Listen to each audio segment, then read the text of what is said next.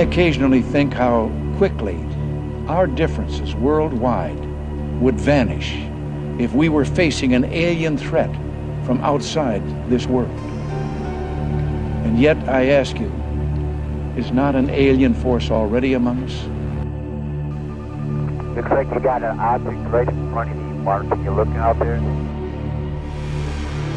Discovery, we're sending you an orbiter. Stay vector. Sparkling bed of diamonds out there. Is that a real picture, or are we just getting some video fuzz?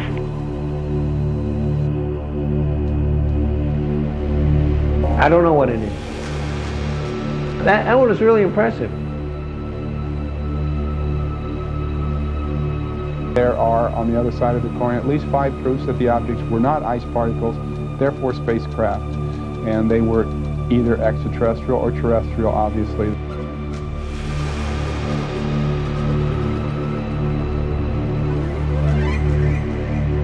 We have an unidentified flying object.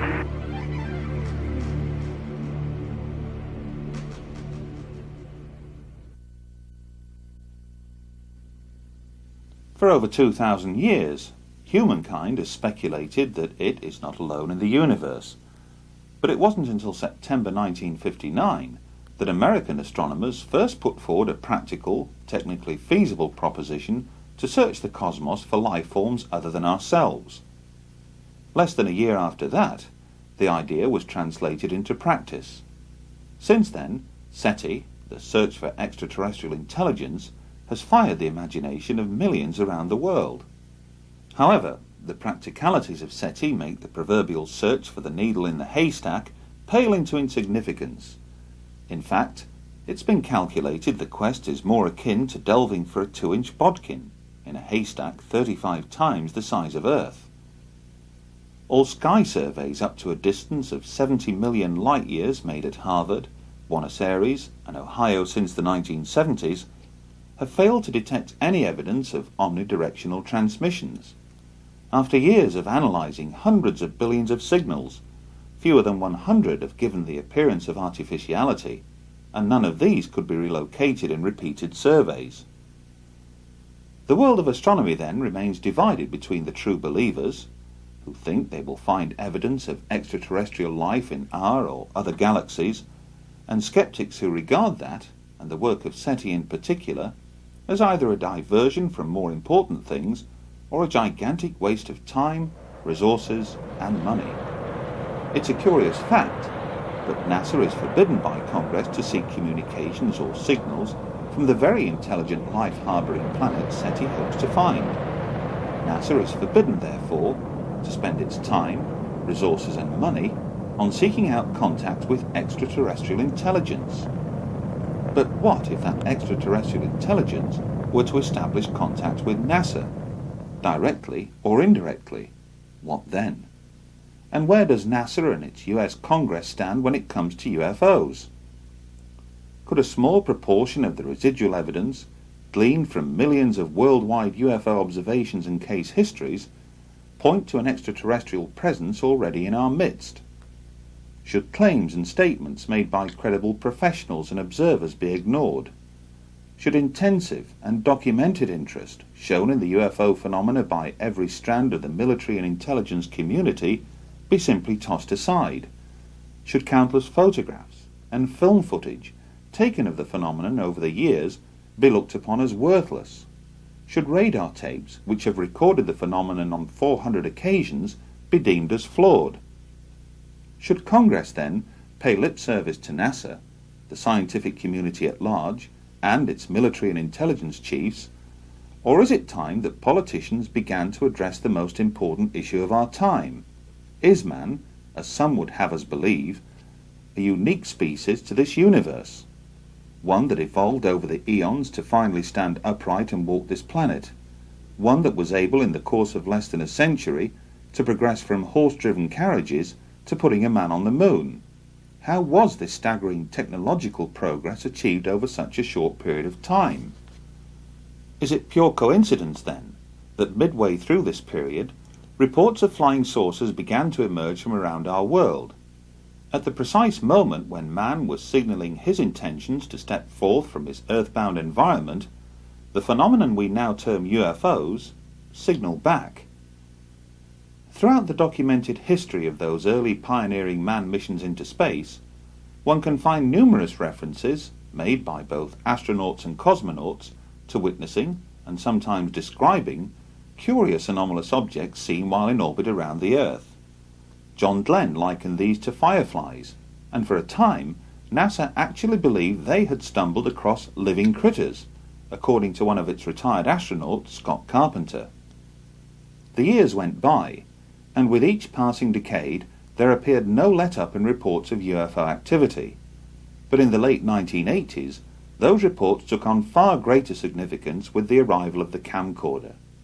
In the space of a few short years, what was once regarded as an extremely rare event, to capture a UFO on film, has now become commonplace. And while a sizable proportion of that video footage leaves most unimpressed, like the phenomena itself, a small residue of what remains can be termed impressive. In July 1991, millions of people throughout Mexico stared skywards to observe a solar eclipse. That day, several UFOs appeared in those same skies. Skeptics would later conclude that these were nothing more than planets or stars, but the video evidence, recorded independently at several different locations, suggested otherwise. Much has been said, written and claimed as to why more UFOs have emerged from Mexico than any other nation on the planet during the 1990s. Indeed, there are those who would argue that most, if not all, of the 5,000 plus hours of amateur camcorder footage taken of UFOs in the skies above Mexico this past decade alone is nothing to write home about. That the bulk of the footage can easily be explained. That some has been deliberately manufactured, while the rest has captured nothing more than passing aircraft, balloons, meteors, or falling space debris. Dependent on your point of view, the objects depicted in these sequences are either balloons or UFOs. Interestingly, during filming, the camera operators and those closest by never refer to these objects as balloons. Others liken them to spheres, a term first used alongside Foo Fighters when describing anomalous objects seen by Allied pilots operating in the Pacific theatre of World War II. Outside of Mexico, there have been other recorded instances where spheres have been seen and captured on film. Here are two recent examples.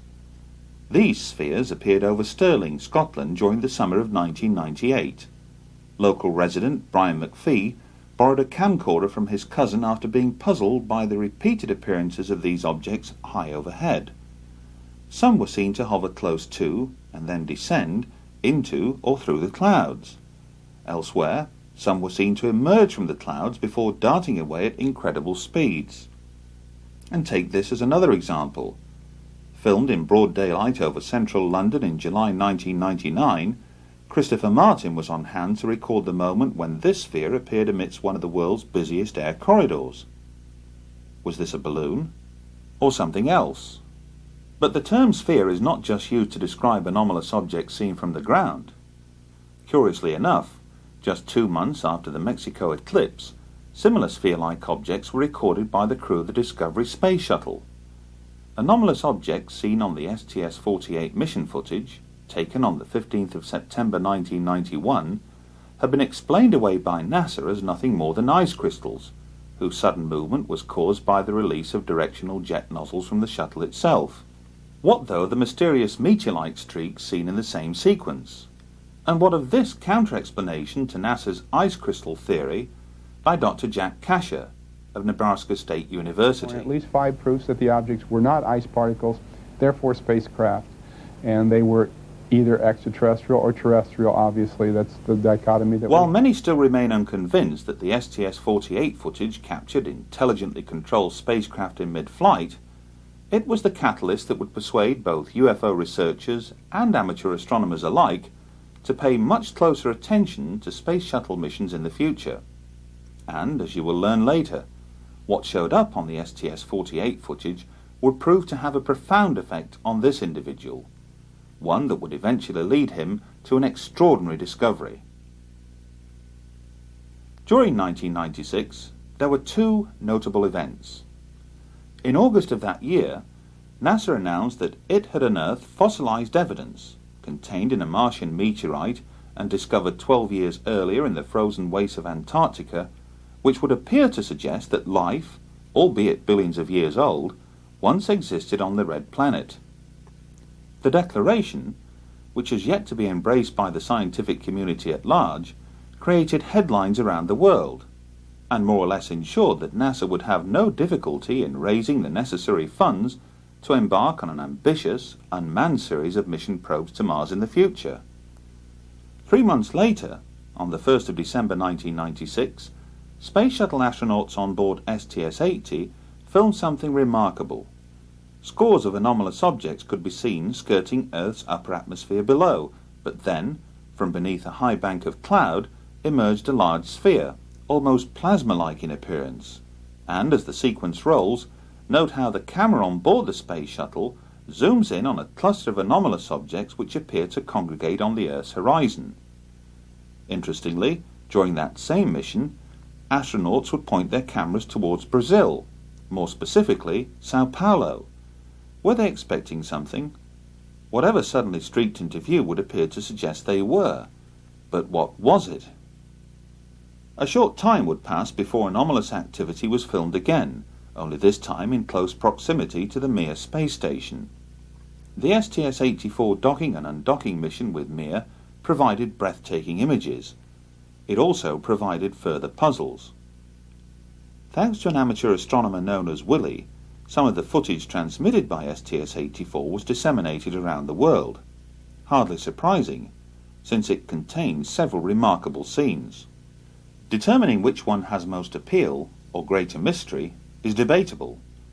But why does this particular sphere suddenly come to a direct stop, hover momentarily, then move up and behind the Mir space station to emerge on the other side?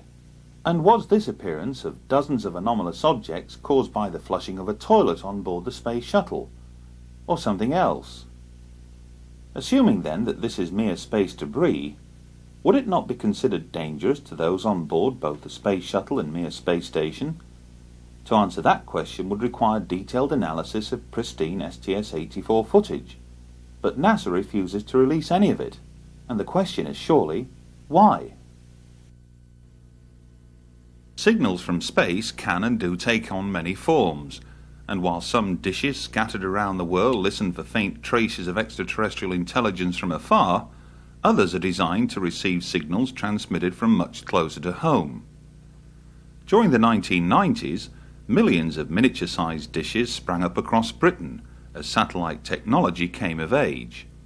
Both here and in countries abroad, many individuals chose to erect more powerful dishes to locate and access a wide variety of transmissions being back to Earth from scores of overhead satellites. In theory, the more powerful the receiver, the more choice it would offer. And, as we've already seen, some of those individuals chose to utilize their satellite dishes to monitor and record transmissions beamed down to Earth from the Space Shuttle. But what if one of those individuals had the means to utilize an even greater array of satellite receiving dishes, to record and subsequently log every second of NASA transmissions, from not one solitary Space Shuttle mission, but from several, covering a period of almost 5 years? What then? That incredible scenario first came to light late one evening in the summer of 1999, when Graham Birdsall, editor of UFO magazine in Britain, took a call on his mobile phone. The caller was Martin Stubbs, a cable TV station manager from Vancouver in Canada. For the next 45 minutes, Graham listened intently as Martin proceeded to recount an extraordinary story in which he claimed to have accessed NASA's downlink transmissions originating from numerous Space Shuttle missions that stretched back over a period of several years. And, amidst all of this carefully logged footage that amounted to over 2,500 hours, Martin further claimed to have stumbled across something equally extraordinary, palpable evidence for the reality of not one, but 2 extraterrestrial life forms. In order to fully verify these and other equally amazing claims, Russell Callahan was dispatched to Vancouver last August to meet up with Martin in person. Joining him would be Brian Borshoff, project director of the Phenomena exhibition, who flew in especially from Australia. After spending an entire week in the company of Martin, engaged in, for the most part, viewing countless hours of NASA footage, the staggering implications of what he'd uncovered soon became apparent. For although Martin had come across countless further examples of mysterious sphere-like activity, his trained eye as an experienced TV editor had picked out something else, something that he would find compelling, something that others would later find amazing. At the conclusion of their visit to Vancouver, a tri-party agreement was reached, one that would ensure worldwide public disclosure, through methods and means that would soon become apparent in the weeks and months to follow. But why, on the strength of one phone call, did Russell Callahan and Brian Borshoff travel thousands of miles to touch base with Martin Stubbs in the first place? Call it intuition, call it good luck, call it what you will, but on hearing Martin relate his extraordinary story, he sent out a signal far more powerful than that generated by any satellite.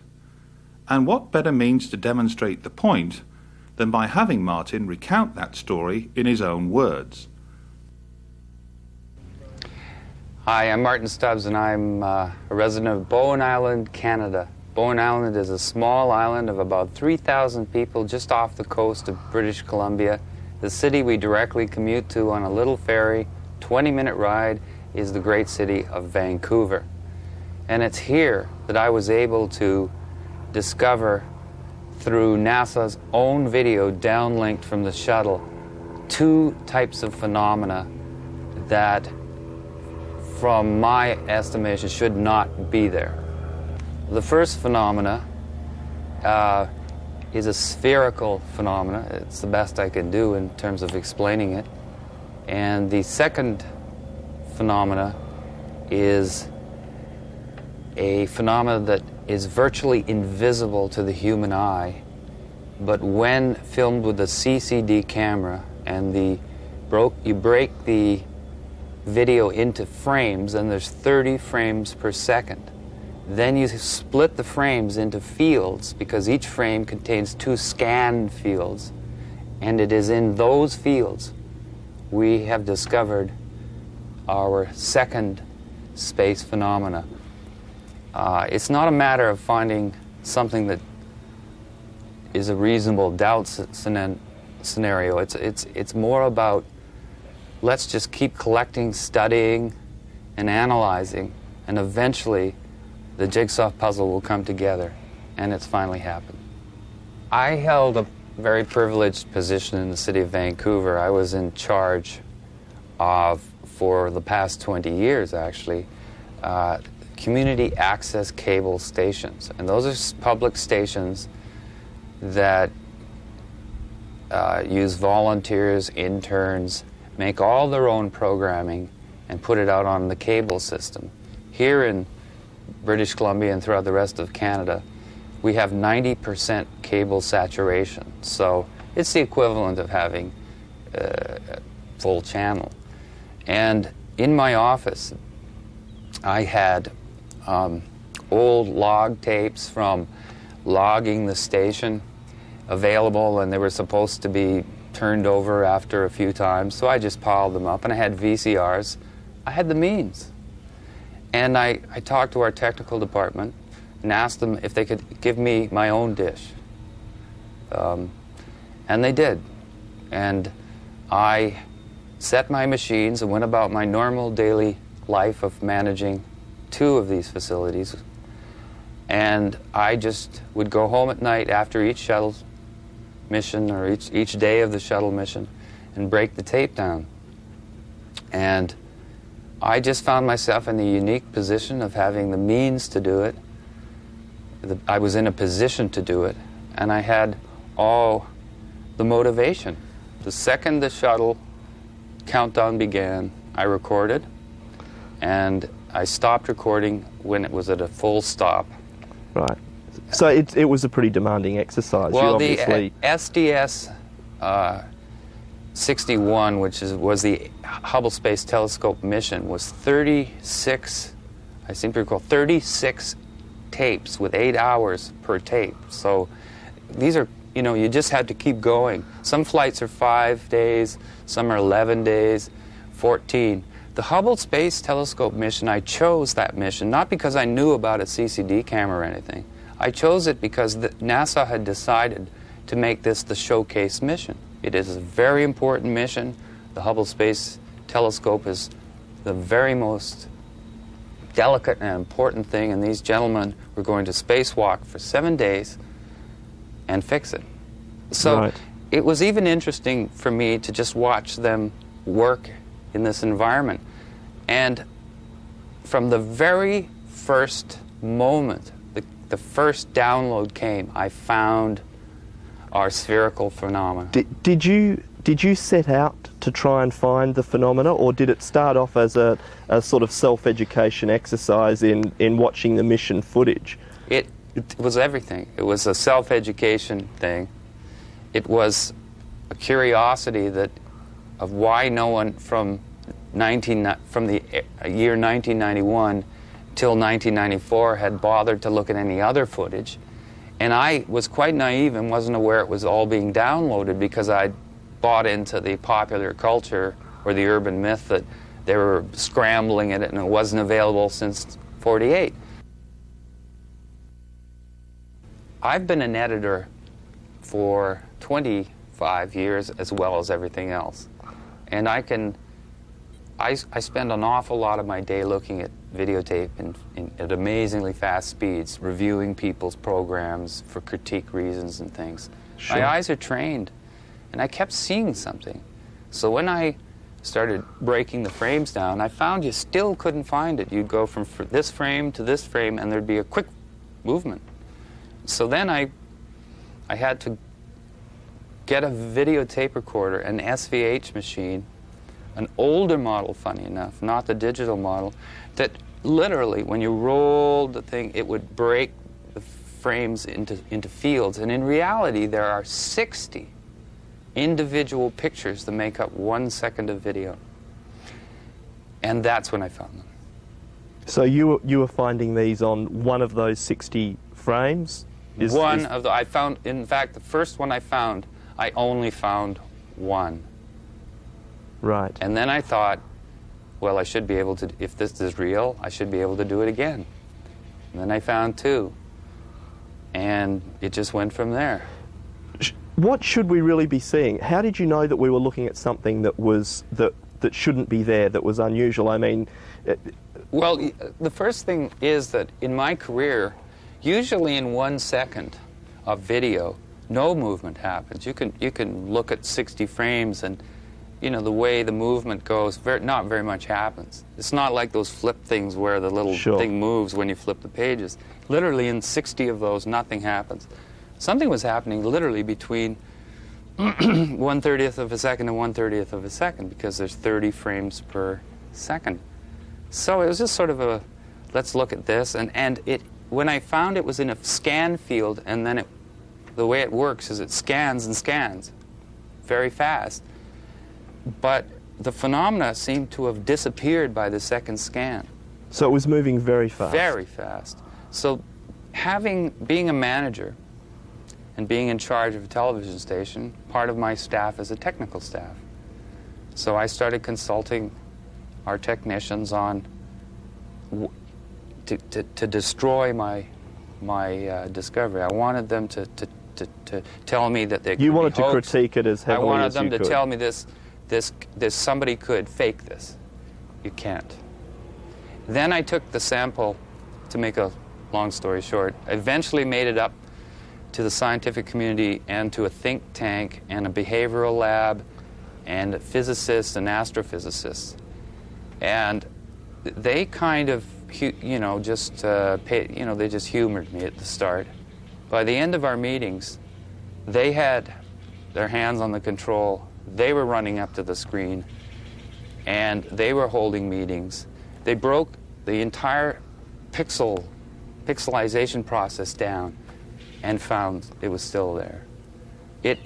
So they really didn't expect to see anything in the No. beginning, but by the time you No. finished, they were excited. I think they expected probably that we'd have more of a real-time phenomena, which is still spectacular. And probably, I guess, that they felt Yeah. they might be able to explain to you as something Yes. perfectly legitimate or normal Yes. for... Well, you never know who's in the Skeptic Society of British Columbia. For instance, the X-Files actor William Davis, who is the cigarette-smoking man in the X-Files, is a member of the Skeptic Society. So I never knew with these scientists what they were trying to do to me. Sure. But the amazing thing about this other phenomena, the one that's virtually, I would say it's invisible, although it isn't once you see it. You begin to see it all the time. Is it blew their minds. It blew their minds. Did they offer any explanation for what they thought it might be? Or are they as baffled? There's a professor at Simon Fraser, Professor Weinberg, who literally said it had to be it had to be actually there, doing exactly what it was, but he could not. He said we would have to go right to NASA, and eventually we had a lecture at the planetarium here in Vancouver by one of the Hubble poobahs, the chief Hubble designers, engineers. That must have been a great opportunity. It was a great opportunity, and what was interesting is when we showed him the spherical shapes on video clips, on video stills, he was comfortable, which meant, he could throw the ice crystal theory, because it was a very small sample at that point. It was only the first time I'd ever done it. At that point, he confirmed that what you were showing him were ice crystals, or...? No, he just thought that was basically...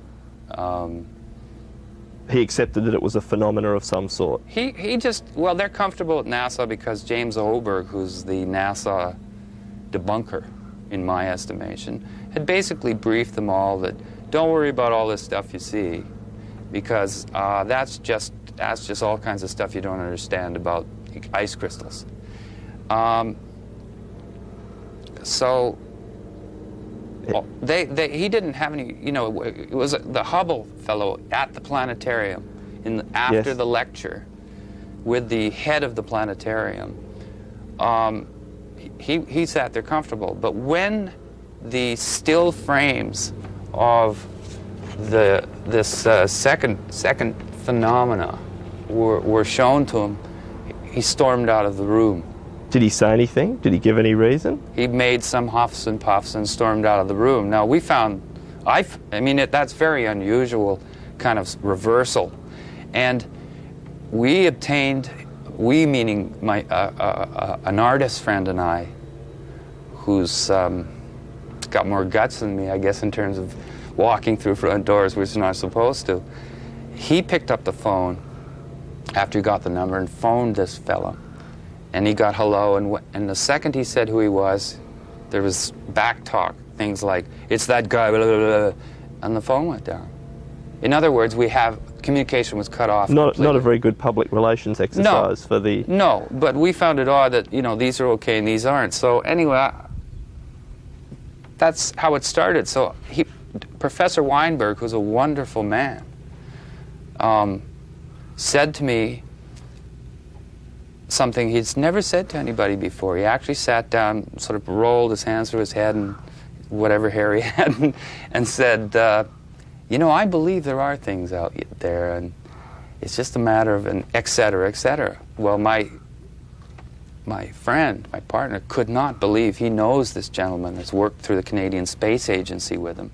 This Professor Weinberg studies the effects of space travel on the brain. Right. And shapes, and whether they, why they come home depressed. Elizabeth Bondar, our famous first woman in space, it isn't generally known in Canada, but she was depressed, massive depression for the first 2 weeks after she landed. And so they really had to study what's going on. Sure. And they found that they were missing, that there was the familiar shapes that we see every day not in the space program. And that's what these people were doing, working with the Canadian Space Agency to suggest putting shapes in parts of the shuttle or redesigning things to familiarity for your subconscious. Right. It says they talk to orca whales up there, and they photograph the brain and put pictures in front of you, and then colors flash and they photograph it. It's the only place at the university you can get a parking spot because no one knows it's there. I didn't know, and I went there. So, and he told me things. He said, get another flight, duplicate the phenomena that you've got, duplicate what you did, try to get the 2 different colors, try to get multiple ones in a shot, because the STS-61, I was quite naive, especially of this second thing. And so I remembered that, and I recorded the next shuttle, and I knew what I was looking for, and I found it. You mentioned something to me earlier about the lighting conditions and the fact that you felt they were self-illuminating. Well, I needed, yes, at first I actually thought, you know, I was my own worst skeptic. I've learned that in television. You know, you don't present anything unless you're totally researched and sure.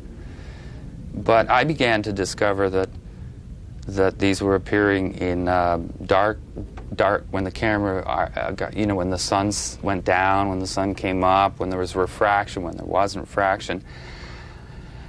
I found them under every lighting condition, and my only conclusion from looking at the video and continually looking at it is obviously they're self-illuminating. Did they change at all under those different lighting conditions when apertures change or the sun goes down or the craft's in a different position? Do they appear to be any different? No, in fact they appear to be different just from every time you capture them. Sometimes you capture them when they seem to have slowed down and you see more of a craft structure. When they're moving very quickly, you'll see this long streak. Right. But the interesting thing is, after after 1,000 of them, and I still photographed them, you lay them side by side and you start to see common things. You start to see markings. You start to see kind of shape. You know, it's not... So you've almost been able to classify them in a way. Well, actually, I've been calling them the second phenomena, but the way I see this is everything to date that has been shot by humans from here, from the ground, I call one. That's one. The space phenomena, the spheres, outer space, that's shot from NASA's cameras is 2, and I thought it would stop at 2. But this phenomena I call number 3. There are 2 space phenomena. And this third phenomena, I don't blame people for not discovering it or anything. I don't think anybody has tried not to discover it. Well, it sounds to me like you had to go through a lot of work. I just wonder how many people with my technical television background have tried this. And I don't think a lot of scientists have. I just know that Professor Weinberg was absolutely knocked out of his... He just couldn't believe it.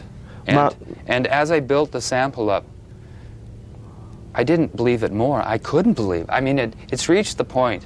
But I don't want to take anything away from the spherical phenomena. The second phenomena, to me, is absolutely unimpeachable in a preponderant sense. You know, I was quite satisfied with finding 2. What phenomena 2, the first space phenomena. Sure. And I still am. But this third phenomena is so against all of what we expect it to be that it's intrigued me much more. It's no archetypal, no... Martin, going back a little way, you mentioned being your own worst critic, if you like, or debunker. Have you endeavoured to find video footage or feed from other sources to compare with yours? Oh, good one. Thank you. Yes. I did everything. I taped through 2 different cable systems. I taped into direct dishes, And then the most extraordinary discovery of all was I recorded CNN's live feed of a recent shuttle. I think it was STS-86 or 84, one of them, of the docking. And even though I guess a lot of people were looking for the spherical thing that knew about them, I was looking for the third phenomena, because I can see it now, you know, with that, my eye can catch it. And this, to me, would show that it has nothing to do with my machines, and it has nothing to do with the dishes, and this looked like good. And it also was a great chance for me to prove to myself that what you were seeing was really there. I believe that if this is there, it has to be there all the time. It can't not be there and be there. And so I figured I'd take the biggest chance of all. And so I broke down the CNN footage. There they were. And even on the CNN footage? Yes. And, well, it's documented, and I don't think CNN even knew what they were seeing. But what stunned me is that was almost, well, how much more do you need, you know? I really did not, I didn't want to come forward with the third phenomena, but then the second space phenomena, until I was able to be absolutely certain that this had some substance to it.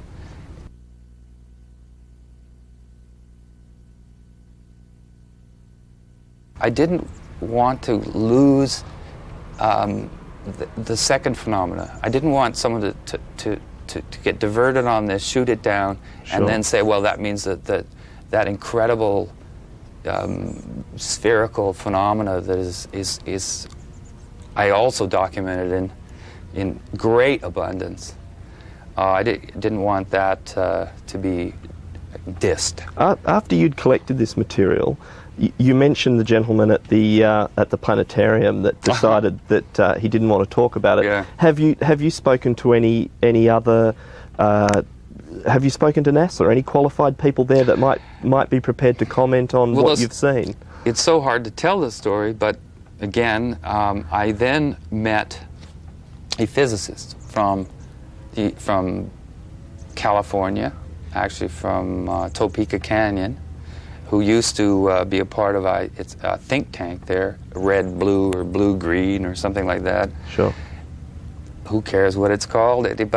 But the fact is, he was very, very interested in the scientific end as well. We stayed away from anyone that was going to have gray aliens and things in it. You know, we were really looking to substantiate it as just there. And he started corresponding with the astrochemistry department at the Jet Propulsion Laboratory. And the extraordinary thing about that is that he didn't communicate on my behalf with just that department. He communicated with the head of the astrochemistry department. And I've turned over the documentation which outlines the whole set of email conversations in which at no time does he say that the spherical phenomena is not on the tape. What he does is basically comment accepting the premise. Do the emails discuss both phenomena or just the spheres? No, that's the interesting thing. We decided that, you know, that it would be better to continue our work, which is massive. I have massive amounts from every flight of these spherical phenomena. I have examples of these things 300 miles away, close to the ship. So I feel there's enough there to I didn't want to freak out the You felt that there might have been a bit much. Well, I'd already seen Professor Weinberg's reaction, and you really have to be right with them to hold their hand. And I just felt that he might stop the emails. We were absolutely knocked out that this man started talking to us. It was the first time that I've ever heard of a senior Major League JPL NASA player literally discussing what is on the tapes. There's an example of the tether, which is a 12-mile long electrical, $100 million satellite controlling electrical... An electrical experiment. Yes, I'm not a scientist, I apologize for that, but, you know, I'll get you these details. But and this tether, they are busy showing us from the moment it broke to the moment it's 300 miles away. And at every point... It broke? Yes, mysteriously it broke just in the right place. If it broke a little bit too close to the shuttle, it would have taken the shuttle out. If it had broken a little further on, it would have maybe destroyed the wing or something, you know? Because you hear the astronauts say, well, it couldn't have happened in a better place, you know? And then, just to continue on the distance, as these things started swarming it, and as this thing drifted away, they're continually showing us, or NASA, I guess, you know, through the downlink, this $100 million satellite. And the phenomena followed the satellite. This is the second, the spherical phenomena. The spherical phenomena. And are NASA commenting on these things as this is happening? Oh, at one point they asked, and the astronaut says, well, it's a little bit of debris or something, like you'd think he'd know, that follows us around, sort of. That's, you know, it wasn't like, oh, this is this. And then they dropped it. There's a few of these things in the footage, or are there a lot of them? There's more than a lot. If you've ever seen a hornet's nest after you've thrown a rock at it, you know, that's what it's like. And how do you count the hornets? So they're all going in different directions. And I use tricks like fast forward, because when you go in fast forward, if they're all stars, they all go in the same direction. You know, these things are all moving. But what was very interesting is they're saying, how far is the tether? Well, the tether is now 100 miles. And they zoom with their incredible zoom in on it. And you see some of these spheres in front of the tether, and some of absolutely clearly, no problem at all, they're behind the tether. And if the tether's 12 miles, and these are half the size of the tether going behind it at 100 miles away, they're not specks of ice. Well, even for me, I find it hard to believe that they could be crystals then if but again, I'm merely saying that, you know, I'd like that I'm just saying what they can't be.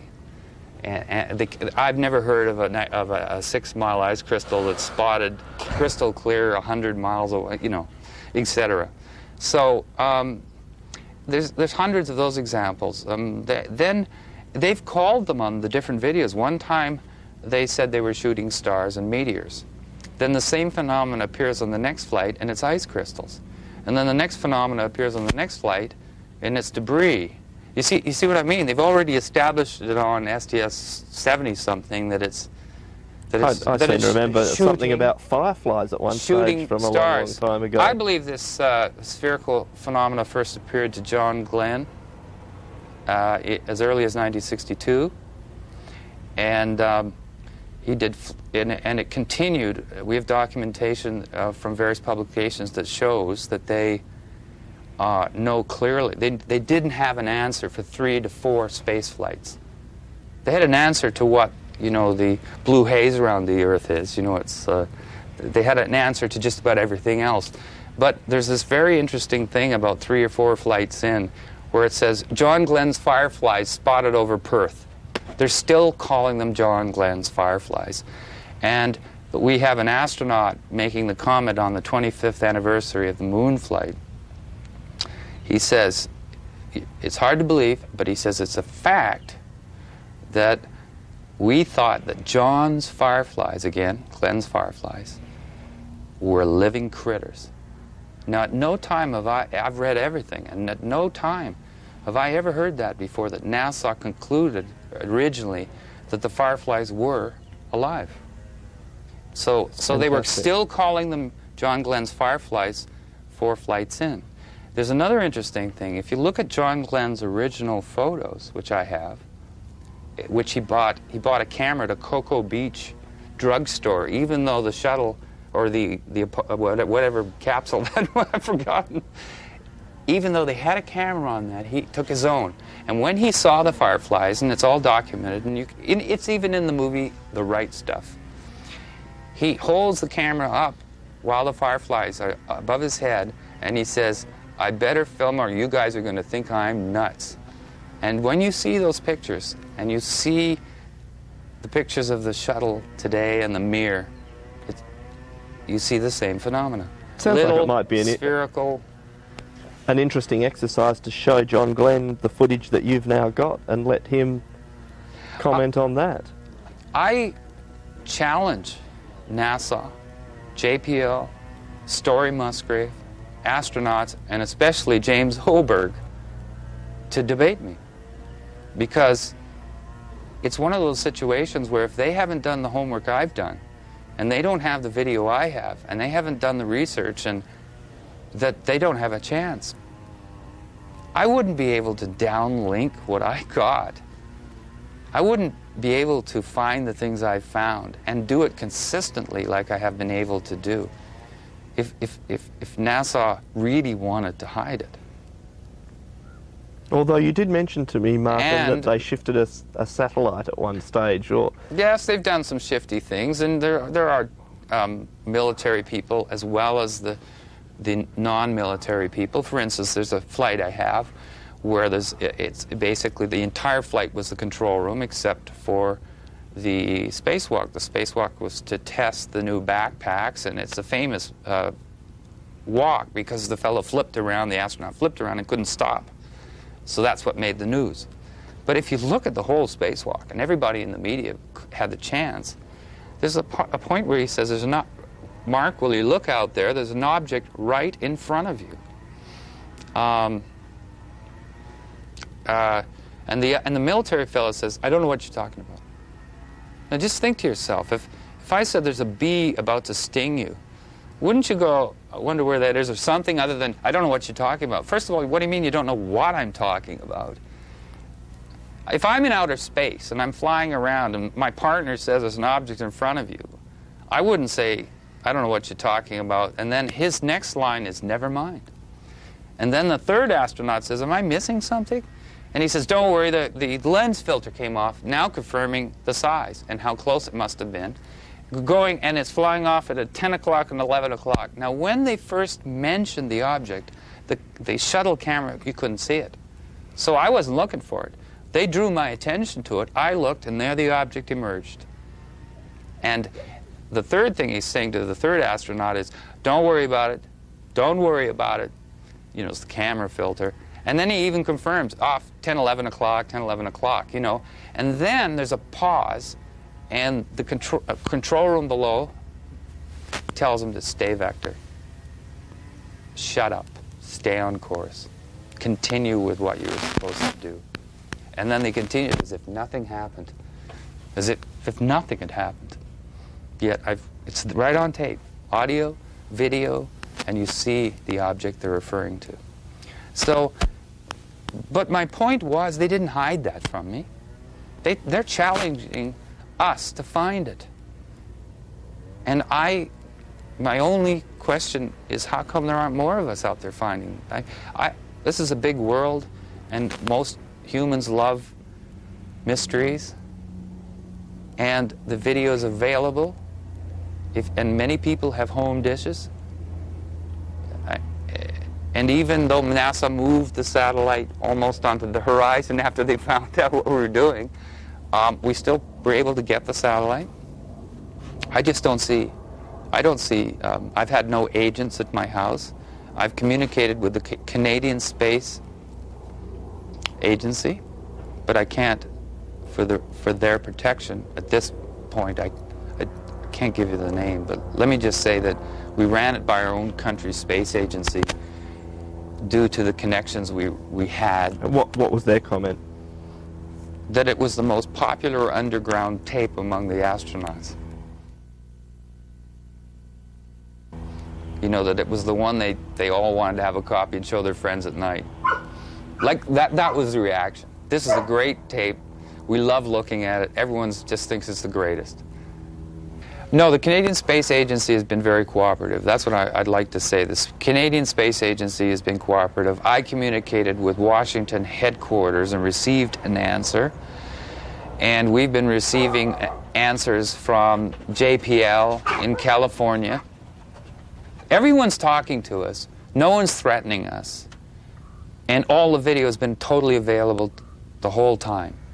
So I don't hold that NASA is going out of their way. I think they make it difficult like anybody. When I used to hide Easter eggs for my niece and nephew, you don't make it too easy. My dog doesn't make it easy to find the bones he buried. But it's not easy to do. This is very hard. I want to emphasize that even for me, this has been a very hard but fun thing to do.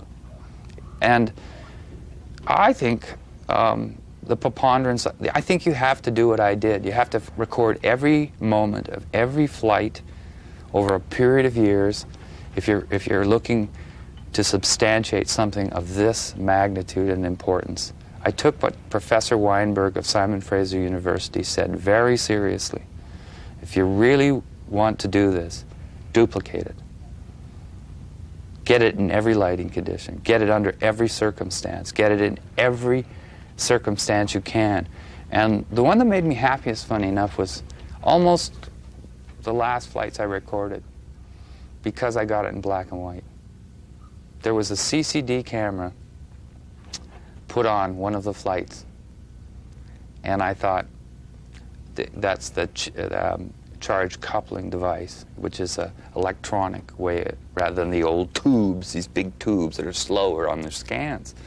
So as soon as the faster scanning and tube CCD was on the black and white, I challenged myself again. You should be able to find them, and I did. So I've got them in black and white, but I've got them under, and I know which camera. I now know where to look for them. I know what events.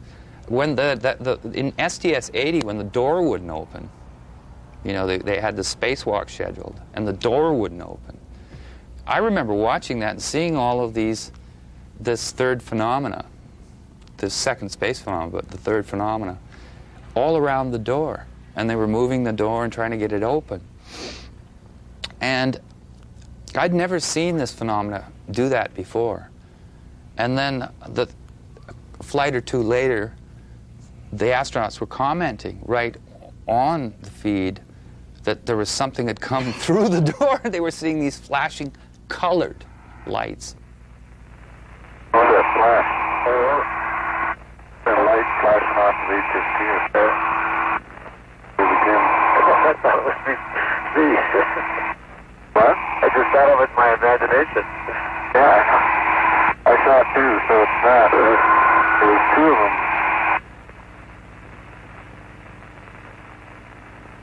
There's another one. What are they? Let me show the lights flickering in here. Maybe they're taking pictures. What is this?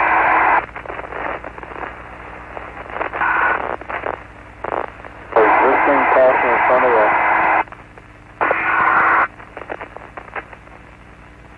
What are the lights? Which one?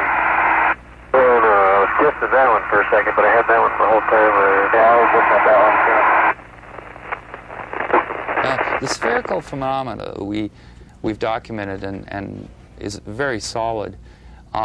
Isn't the type that would go in there, float around, and them say it's going really fast, we can't see it, and it's all these popping colored lights.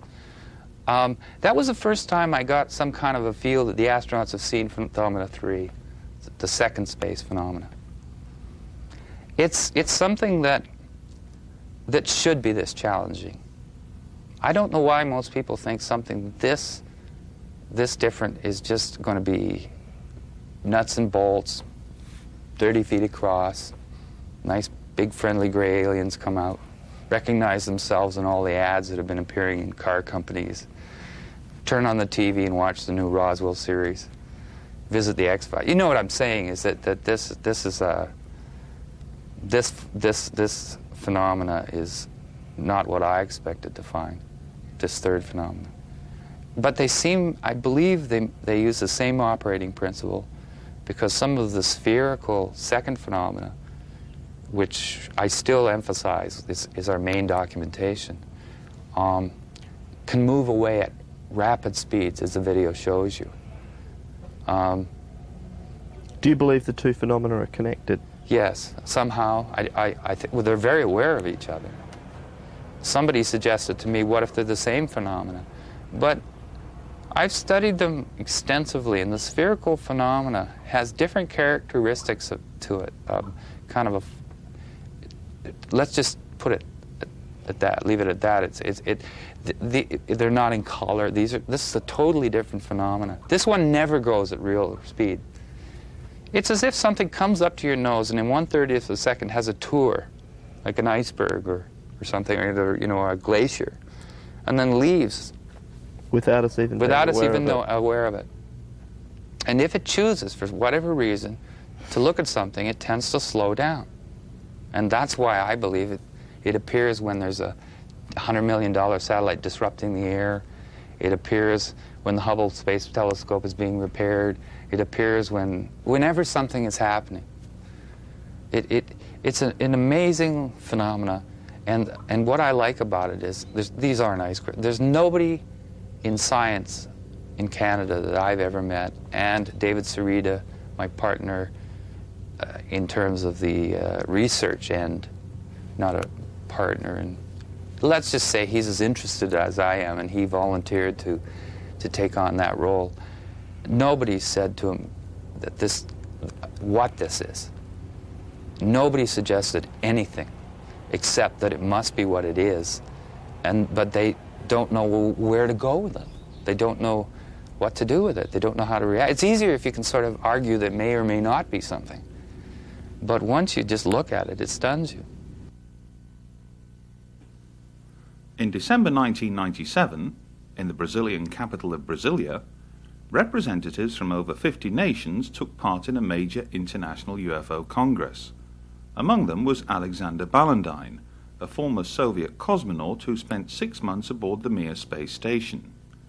In his lecture, Ballantyne conceded that he and many other cosmonauts had seen UFOs.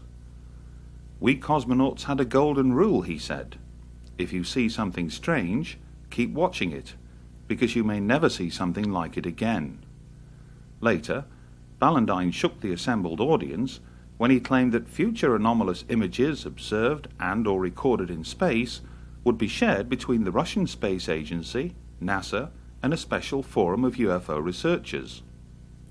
This was an unprecedented announcement, delivered from prepared notes that would have to have been sanctioned by the Russian government, not least because Ballantyne was driven to and from the Russian embassy in Brasilia each day in a diplomatic limousine. Over breakfast, and with UFO researcher Boris Choronov acting as interpreter, Ballantyne assured Graham Birdsall that some UFOs reportedly seen by both American astronauts and Russian cosmonauts were very real. But when Birdsall ventured to suggest that some anomalous things seen in space might be secret Star Wars devices, Ballantyne said, "Of course, we accept this, but some of the things seen have nothing to do with these." Since that announcement, other former Mir cosmonauts have come forward to speak about their UFO encounters. There was a huge sphere. I think it appeared when we were over Newfoundland. The sea was in the background. It was shining, sparkling, of absolutely even shape. It shone like the balls that hang on trees at Christmas, greenish in color and all shimmering. It was impossible to take your eyes off it. And if further proof were ever needed that the Russian Space Agency meant what it said, then this sequence, captured by Russian state television from within Mir mission control, can only be described as proof positive. Note how the camera pans around the control room before settling on the main viewing screen. Was the subject of their attention these anomalous objects, seen in close proximity to the Mir space station?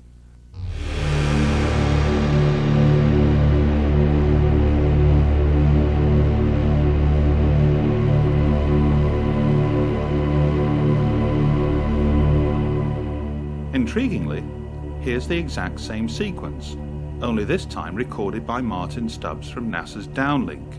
Compare the two. These objects are patently of interest to those watching in Russia, so might the same be true of their counterparts at NASA?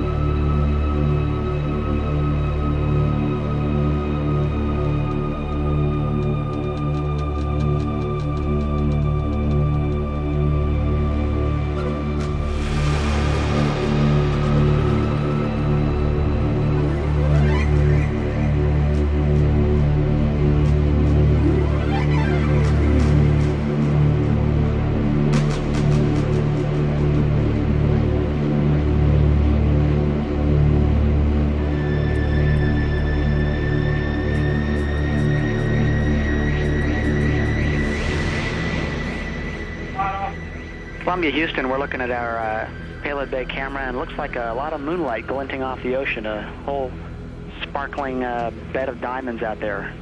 Is that a real picture, or are we just getting some video fuzz?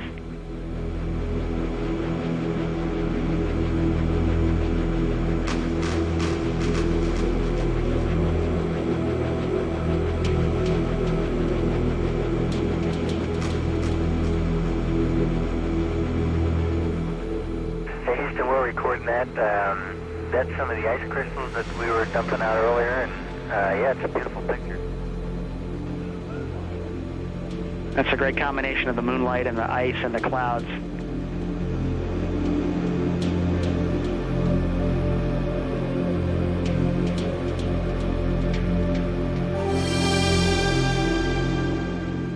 And it's a combination of moonlight making those ice crystals sparkle, and maybe as well as some of the sun starting to come up on the horizon. Well, thanks for the picture.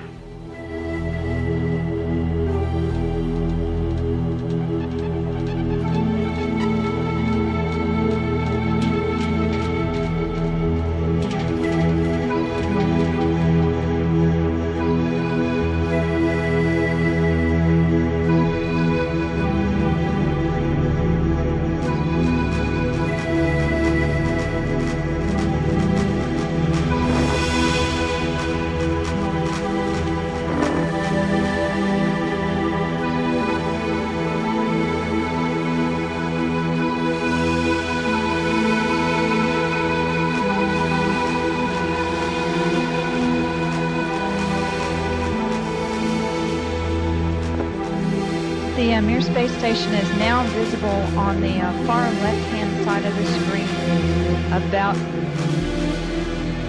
an inch from the bottom of this particular picture.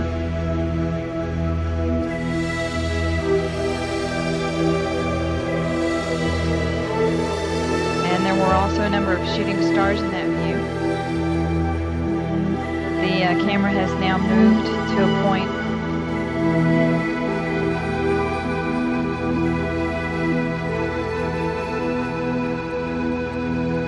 Okay, the Mir space station is the small flashing light in the center, about an inch from the left-hand side of the screen. It's slowly...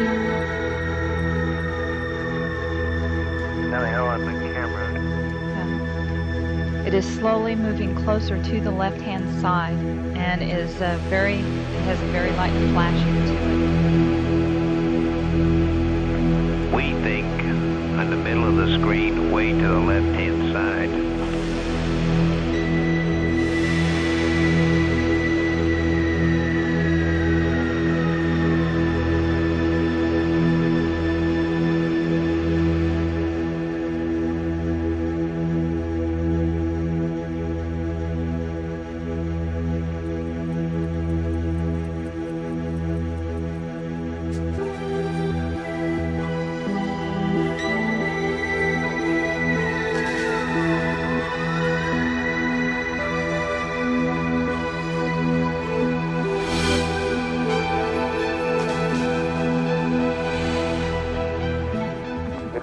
got an object right in front of you, Mark. Can you look out there?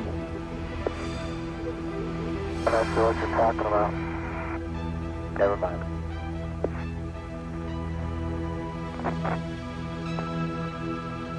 Are we missing something? I don't see anything. Yeah, we think the camera filter came off, Mark. It's about your 10 o'clock, 11 o'clock going away. Don't worry about it.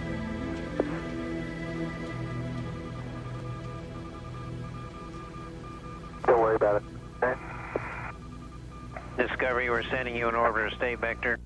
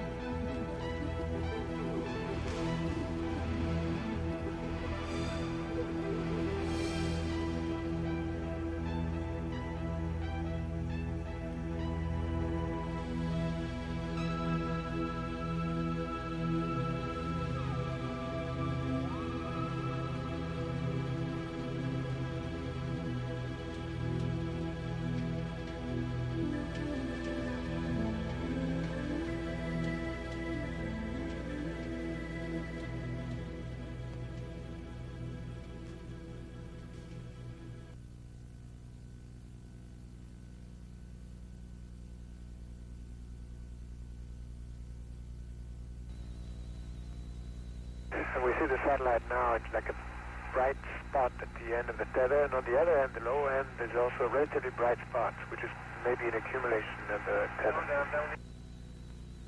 And we are downlinking camera Delta now. Okay, we copied and understand as you're viewing it on the monitor, the satellite is at the top of the tether.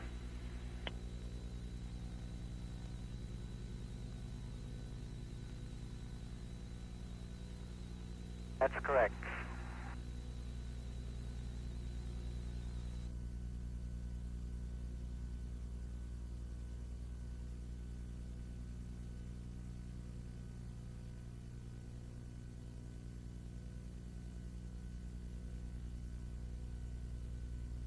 Columbia. Camera Bravo. We had the camera Bravo constantly on the tether. Unfortunately, we don't see the tip of the boom, but in a few seconds you'll see the tether break. And this one, of course, was not a 10 lead. It just recorded.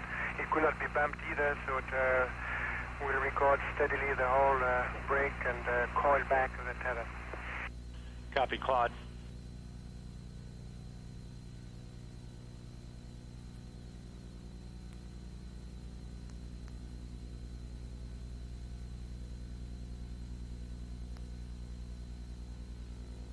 Go.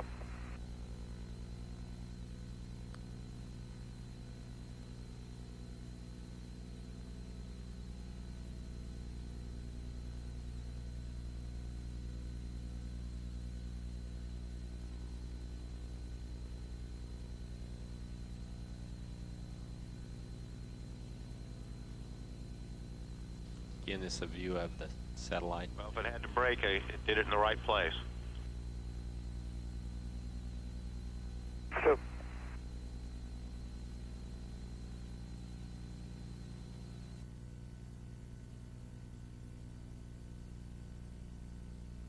The left-hand corner there, straight as an arrow. So it seems from here. Yes, sir, we have it. Great picture.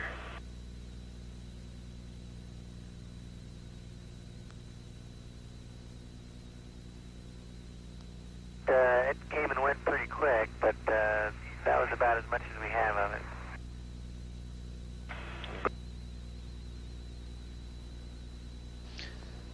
Columbia and the satellite now 77 nautical miles apart. Again, that call reporting that the crew can see the tether and see the satellite, that it's beautiful.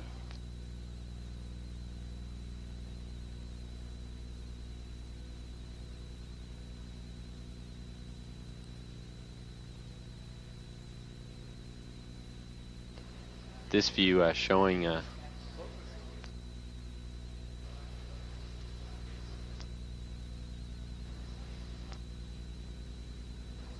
satellite. Again, just moving into sunrise. 81 nautical miles now from Columbia.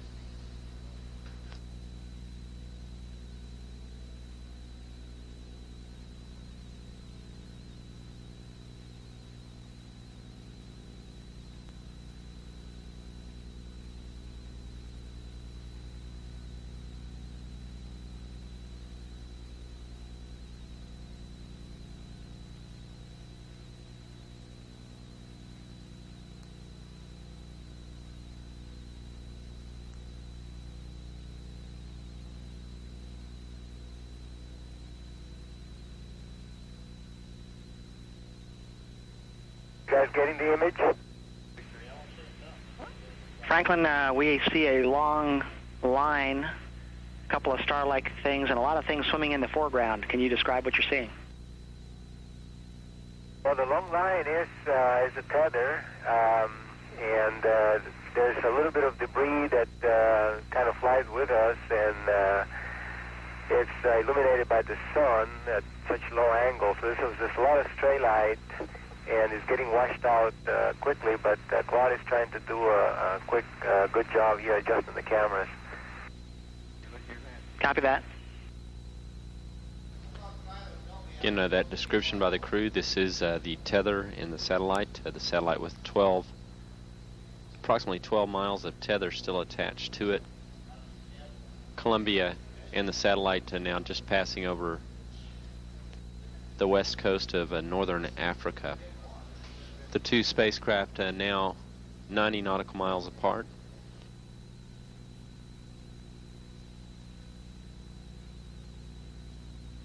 Controllers for the satellite did have communications with it during the close pass between Columbia and the satellite.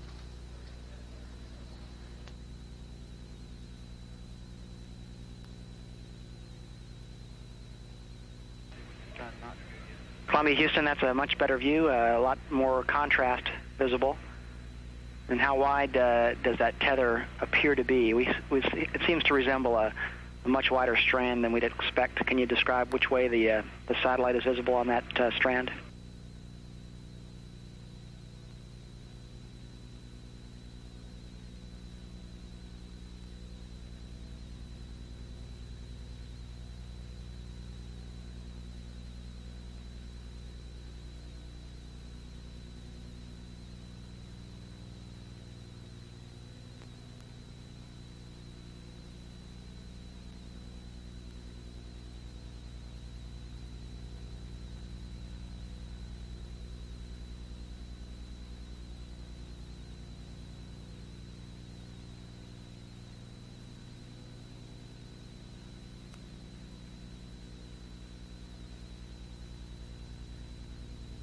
Satellite now 100 nautical miles. Charlie, completely unzoomed, and you see the full extent of the tether. I tried to adjust the focus, but I can't get better than that. Okay, Claude. Thank you. I'm going to zoom in now.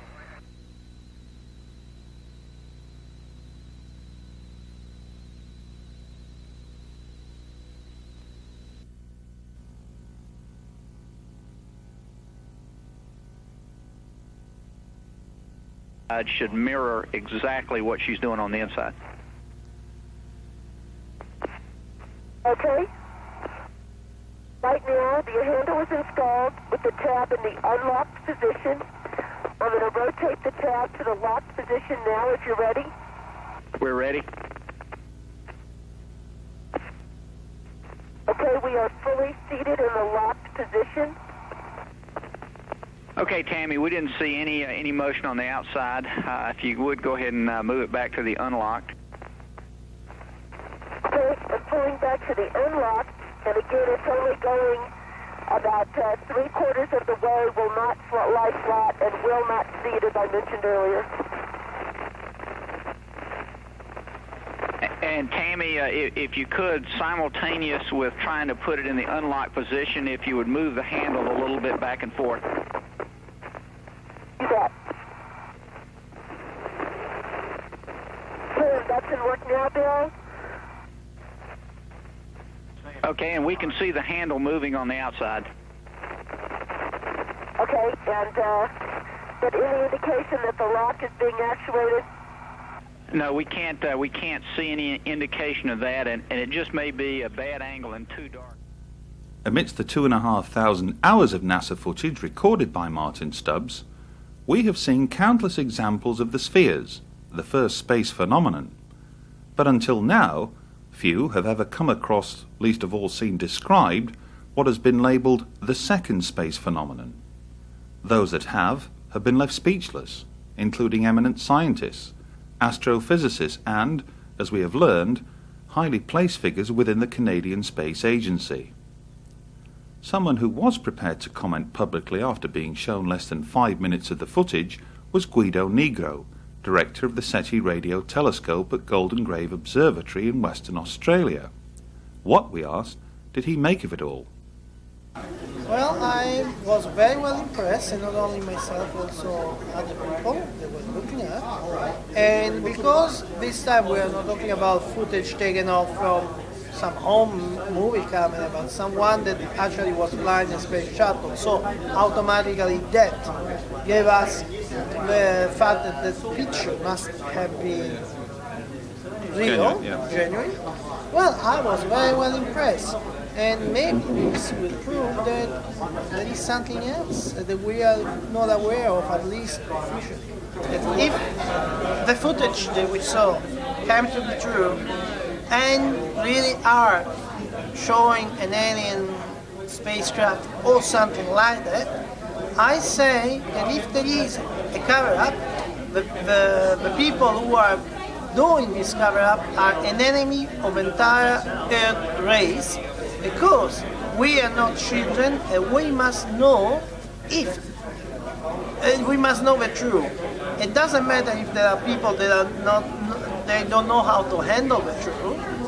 Well, the majority of us will, and if there is a cover-up, I think it's time that the cover-up goes. Guido could have easily dismissed this sampling as ice crystals at best, or errant nonsense at worst. The fact that he chose to do neither is symbolic perhaps of the potential importance both he and a great many others attach to the footage. The onus surely now rests with people like Guido and others elsewhere in the scientific community to determine whether or not the second space phenomena is a genuine phenomenon. And were that proven to be the case, two burning questions would need to be addressed. Is it extraterrestrial? And is it intelligent? If the answer to either is deemed yes, we could have arrived at an historic moment. For Martin Stubbs, it would be the vindication of what he and millions like him have always maintained, that we are not alone in the universe.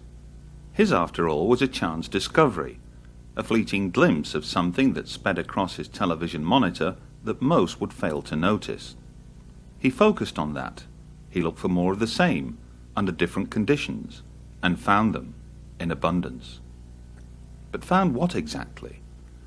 Some of the greatest scientific discoveries known to man have often been born from chance events.